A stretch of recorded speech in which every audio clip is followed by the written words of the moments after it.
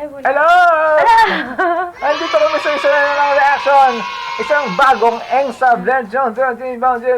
K-pop Horizon. Basta Marcos ito yung Korea, let's go!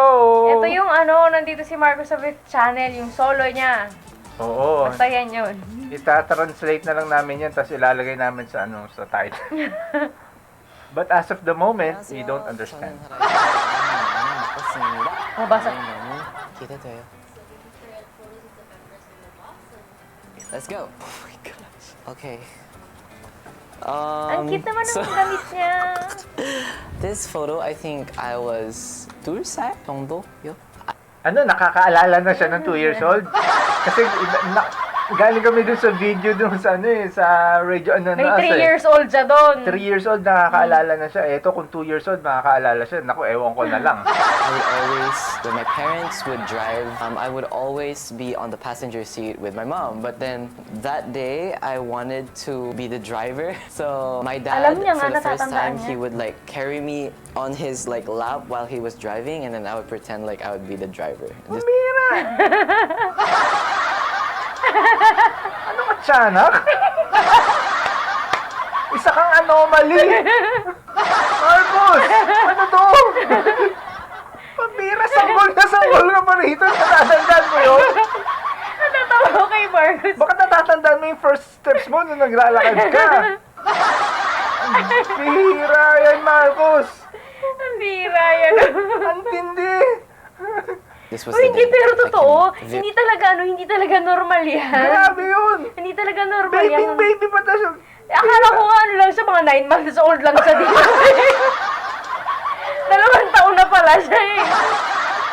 Grabe! Bira yan. Diba sabi niya, mga 2 years old siya. Mga 2 years old na siya na. Ba't mukhang 9 months lang siya? Ngayon nga lang, itsura lang ni Marcos mukhang 5 years old eh.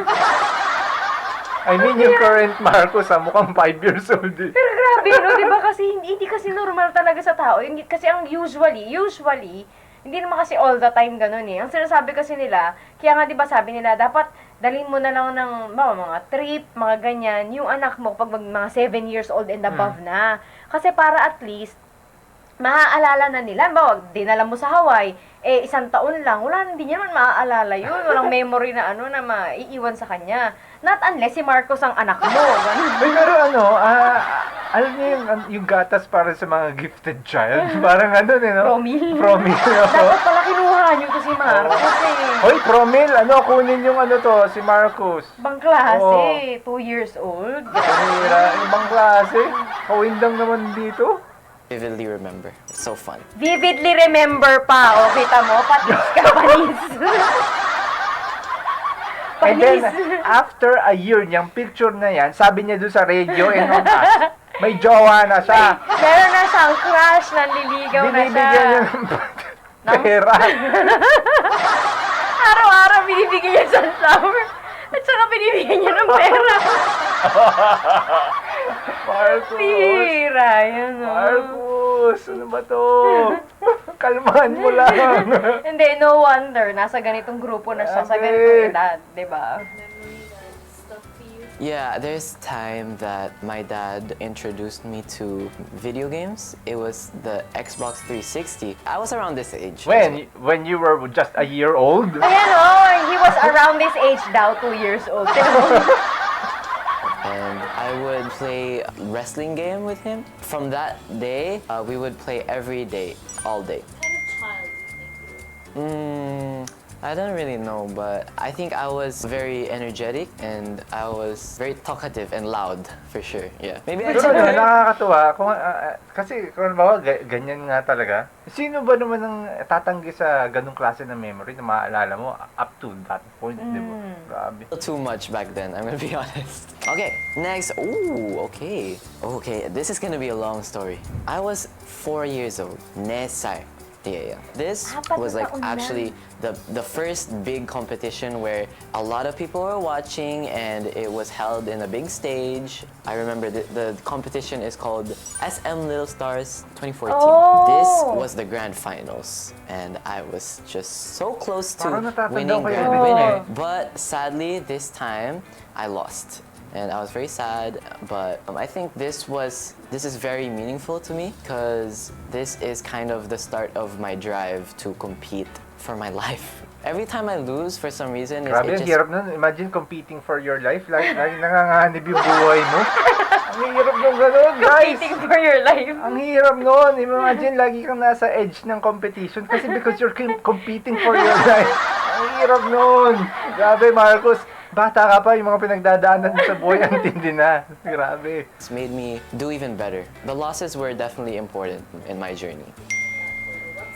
Kung ano-ano I was pinagdaanan singing itong You batang Give sa'yo. Love a Bad Name by Bon Jovi. It's Bira. Tagal na nun, Marcos, ha? Kailan ka ba nabuhay? Baka natatandaan mo pa yung mga bagay nung cell ka pa lang. Grabe. Ang lindi mo. Tapos You Give Love a Bad Name. Ilang taon siya? 4 na taon, di ba? Birang kanta Kaya yan. naalala niyo yung mga memories niya, yung cell pa lang siya. Nasa balakang pa lang siya ng tatay niya. Oh, darling, you give love a bad name. Yeah, that was the song. Naririnig niya yun, even, I ran around the stage here. Everyone was like, whoa, this kid is crazy.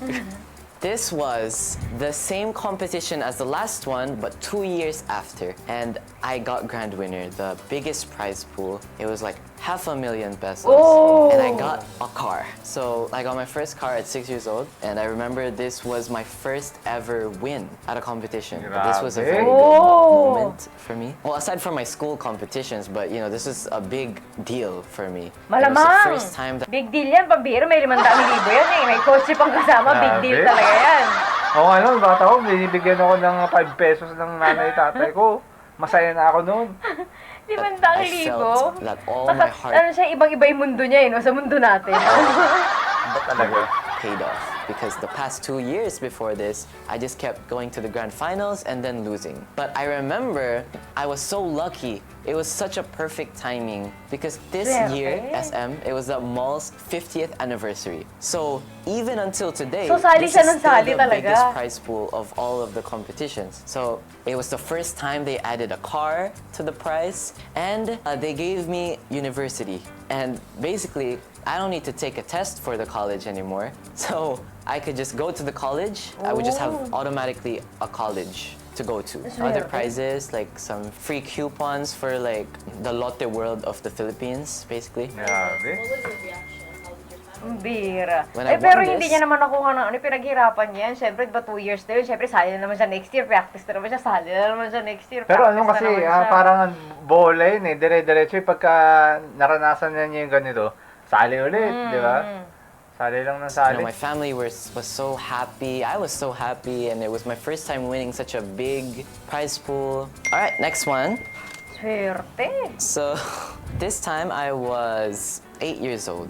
This was the time that I got casted for the Lion King musical international tour. At And Singapore, yan as ba you yan can yung see sabi niya? on the left side, my hair was long because right before that, I played a role in a movie. His name was Tristan. The long hair was part of the role, apparently. This was in Singapore. That was the first trip of the whole tour. I haven't done a show yet, and this was like maybe a week before I do my first show, and we would do it for like 3 months every country. They had to cut my hair for the first time. It was my first time cutting my hair because I had to wear a wig for the show, and I obviously, if my hair was long, it wouldn't really, it wouldn't fit. So that's why I had to cut it. But this is another meaningful picture of me because I would say maybe almost half of my life I've been like in different countries, and this was Grabe, yung the main edad niya reason na yan, why. ano? I remember this 3 months in Singapore, and then after I would stay in Korea for 9 months, almost a year living in Korea. I went to Daegu first, and then Seoul, and then Busan. I would stay and shows for like 3 months each, basically. That was the longest one, 9 months in Ah, Korea. para dun sa And then show. I would do another 3 months in Taiwan, another 3 months in Thailand, Bangkok, and my last one was 3 months in Hong Kong. So those were Sana all all? the countries that I performed at for The Lion King. It was just 8 years old, and then I stopped at 10 years old. So it was 2 years of greatness for me. Where's Keep in Korea that time? What was your first? Almost winter time at Daegu, and I experienced my first snow ever, and it was so nice because, of course, like coming from the Philippines, it never snows. It was just such a fun experience. Obviously, first impression of Korea was the coldness, but I think that was the time that I realized that I love the cold and I like winter more than summer. No, because we would only eat from the buffet in the hotel, so I didn't actually get to learn a lot about the Korean Kasi busy culture, sila the eh. language, and the Like, food, may like everything about nagpe-perform siya Korea. eh. I didn't get to Puro like, rehearsal yan. absorb much that time because I would always just stay at the hotel or go to the theater ngayon and may time na perform talaga and go sila. home, sleep, and repeat. Pero grabe, no? Sa edad niya na yan, yung ang bata-bata niya, pero trabaho siya, lagari, trabaho. Para sa ibang tao, ano yun eh, it's a dream eh, di ba? Yung ganyan. Oo. Pero actually, hindi yan madali. Pero dahil yan yung trip niyang gawin sa buhay, yan yung gusto niya, parang nag-enjoy lang din siya. Masaya siya din, eh. supportive din yung parents niya. Oo, correct. Kasi syempre, nagpe-perform ka, 8 years old yan, nag-aaral yan. So, saan mo isisingit yung pag-aaral doon, di ba? Mag-aaral na lang online, ganun, di ba? I'm not just saying this because, you know, like I'm here right now, but it's actually true. I stayed, my favorite country that I stayed in the longest one actually, was Korea. And it made the biggest impact in my life because that was the time that I really explored the world of K-pop. And that was the time that I actually fell in love with K-pop. And I remember after The Lion King, like, I still kept listening to K-pop. I still loved K-pop. I'm stuck in my house, so why don't I just practice K-pop so that I can become a K-pop idol? And that's before this now. Now I'm here. Long hair or short hair? Oh my goodness.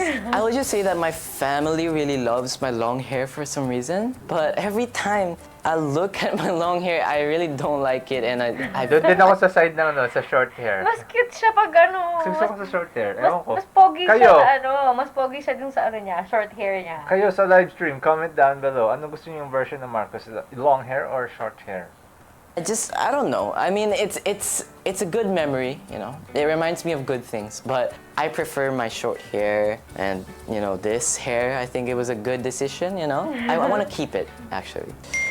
Okay. So, Halos lahat ng nasa live stream, short hair.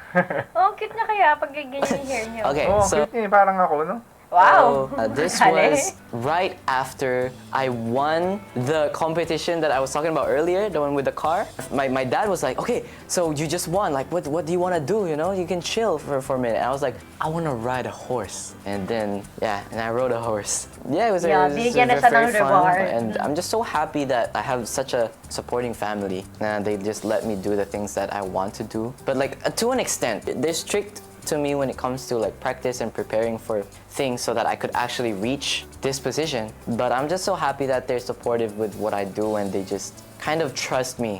Ooh, Swerte niya rin, okay.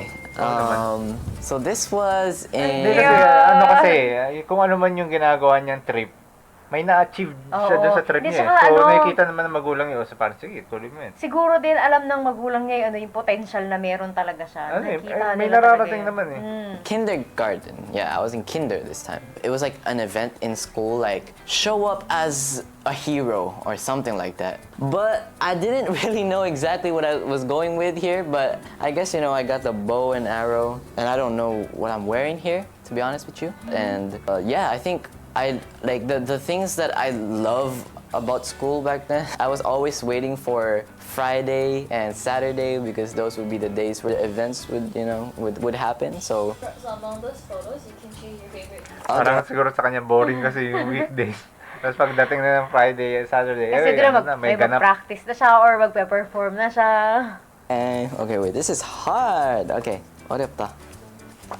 I'm gonna go with this photo. Very cute, but I think this resembles my life. This started everything. So yeah, I'm gonna go with this one. Yan Although, din, yung picture na yun, madalas pinapakita sa ano. Okay, so here is my message for you guys. So I'll read it. So, never doubt yourself and everything that you do. Happy holidays, and I got some reminders and just things that you guys have to do. First, eat many. Second, smile a lot. And third, be happy. I hope this photo will make you motivated and make you smile. 여러분, 어땠나요? 저는 너무 재밌었어요. 다음에도 만나요. 감사합니다. 마커스입니다. Grabe itong bata to. Sa edad niya na yan, ano, ang dami niya ng ang dami niya ng narating, ang dami niya ng achievement sa buhay. Kaya ang lakas ng loob niya sabihin niya dati dun sa basher na maghintay lang daw siya, maghintay lang. Kasi, wala, kaya niya naman talaga eh, pambihira. Ayan. So hanggang dyan ang ating reaction sa ating anomaly kid, si Marcus. Don't forget to add us to like, share, and subscribe. Bye!